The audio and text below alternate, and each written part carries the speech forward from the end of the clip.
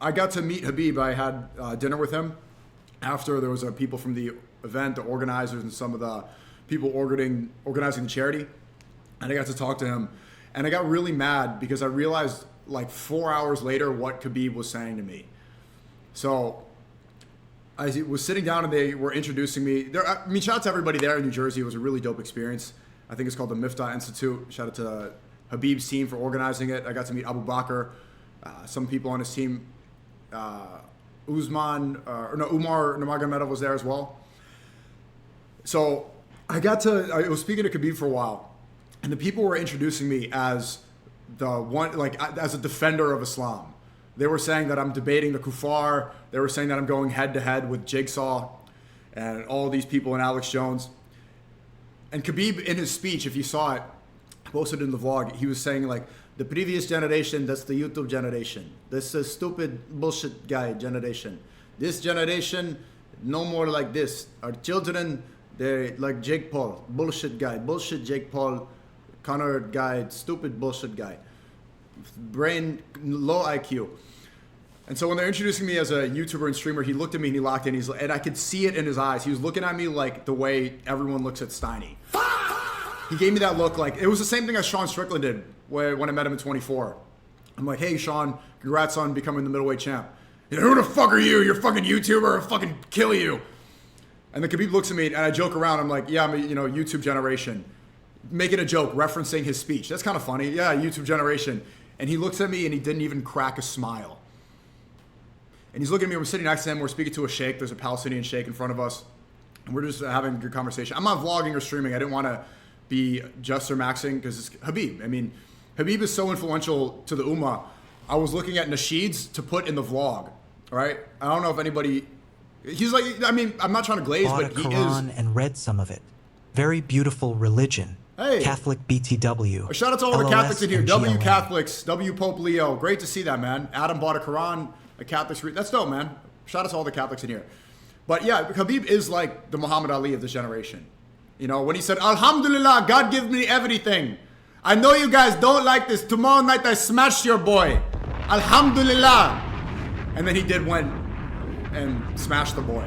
So I'm looking at nasheeds to put in the vlog. This is my nasheed playlist. Look at who is in the cover photo. It's Khabib.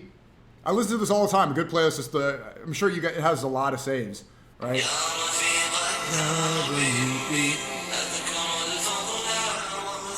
So you're saying he beat him by humping him? Dude, Khabib was slapping Conor McGregor in there. He was punching him in the face.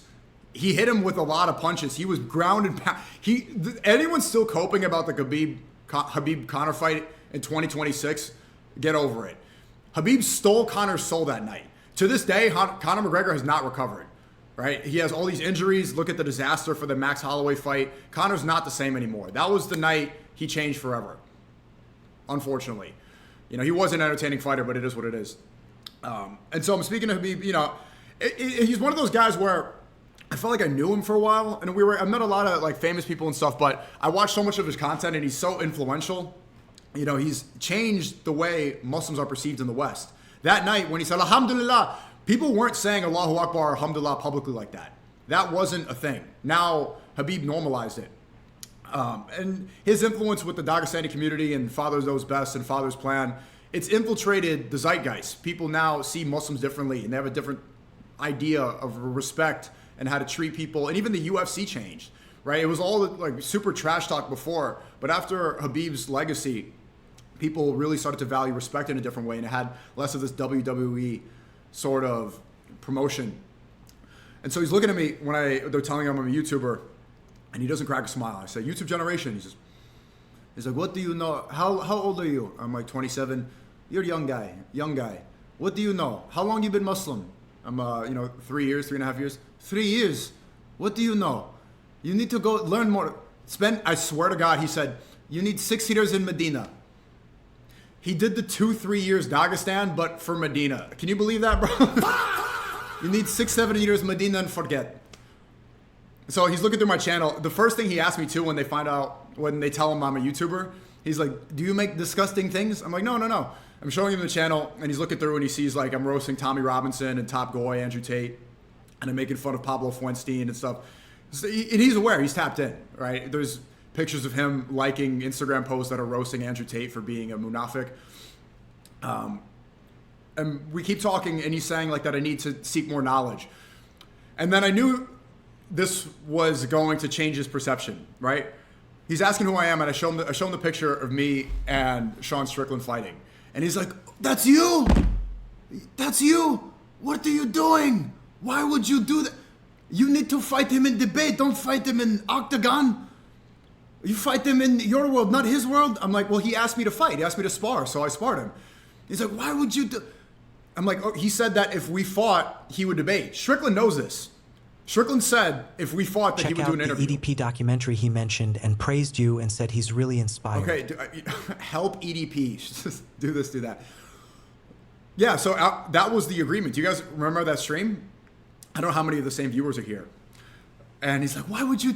He looks at me, and he looks back at the photo, and he looks at me, he goes, and I'm like, "Well, it was years ago. I mean, I said I didn't get dropped. I didn't get knocked down.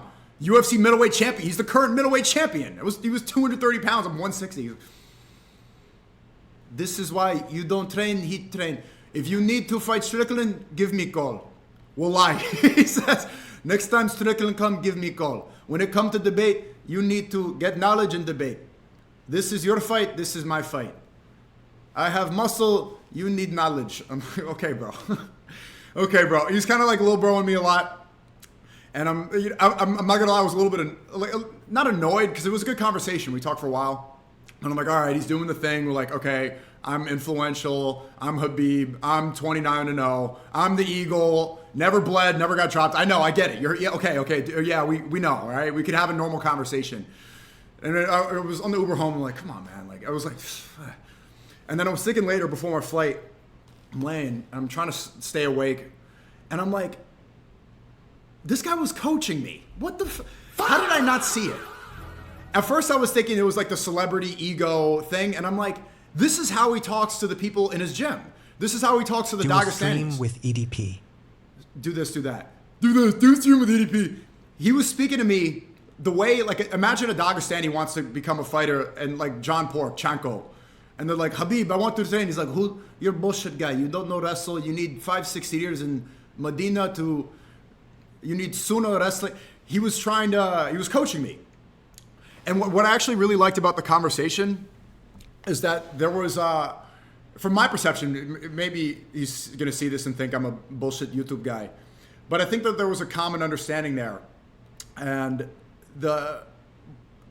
what was similar was that Khabib uses fighting as a way to spread Islam, right? It's what's most important is Islam.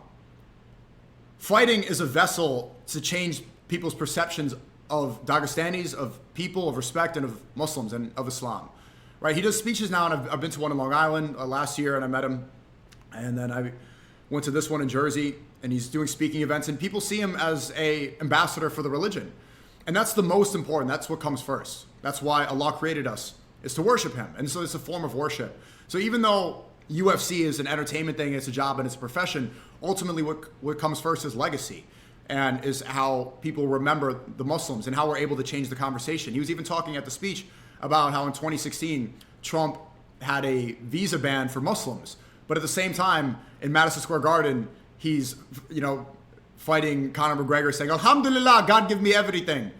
But over there in Trump Tower, Trump is issuing a Muslim ban. So that's what comes first. And I think the similarity was like, yeah, I'm a streamer. I'm YouTube generation, TikTok guy. But what comes first is Islam, is representing the religion properly. And so... EDP is love speech. Relax. So he's talking to me, and he sees that, like, yes, like I'm streaming and it's entertainment. Similar to the UFC in a way. It's like a show. It's you're putting on a show for everybody. But you have to represent the religion first. Like, don't compromise the deen. Don't compromise Islam for your own personal gain. Do this. Do that. Blah, blah. Do this. Do that. And that's what I enjoyed about it, is that I think he actually saw how it was similar. How, although I'm on YouTube and he thinks it's stupid, the UFC and MMA in a way is a vessel to spread, the truth about Islam, and to fight back against the propaganda and people's perception of Muslims in the West, which is ultimately extremely important right now because all the wars start from here, right? America, this empire, is what the only thing they unite on is bombing the rest of the world. And so I got really frustrated after when I realized like he was coaching, and that I saw him switch. I'm sitting next to him when we're talking to the Sheikh, and when they were introducing me and saying what I do and who I am, his eyes looked like he looked at me like looking for bullshit. I don't know how to describe it. He looked at me like, where is this guy full of shit? Because I'm going to expose it right now. This guy's full of shit in some way, and I'm going to tell him why he's full of shit. And it wasn't out of ego. It was so that he would leave me with an impact. He would be able to impact me in a conversation. That's what I think. Maybe I'm wrong. I'll pay for your content mentorship, Ak. I am ELEON, Sonalonel Sen, Sonalonel Sen, Sonalonel Sen, Sonalonel Sen, Sonalonel Sen, Sonalonel Sen, And it works. So what he did when I was leaving the restaurant, he shakes my hand and he says, knowledge. And I'm more committed now. I have been reading a lot. I have been dedicating my whole time. Obviously, I wasn't trying to overextend. But yeah, I am planning a trip to Dagestan, and I got to speak to Abu Bakr. I got his number, and he said that he's going to help me out. Abu Bakr is Habib's older cousin, I think. He's got a wrestling match coming up. Inshallah, he wins. But so now I got some Dagestan connections, and I'm preparing for that Central Asia tour. Also, Afghanistan. I want to go to Uzbekistan, maybe Tajikistan, maybe Ingushetia, Pakistan as well, even though it's not Central Asia. So that was some good connections to make. And inshallah, the school in Gaza gets built. I got to meet the organizers afterwards. It seems like it's good. So $50,000, apparently that's going to build a school. And they're going to put my name on it, which is cool. And there's going to be a lot of blessings, inshallah, a lot of barakah in that. So alhamdulillah.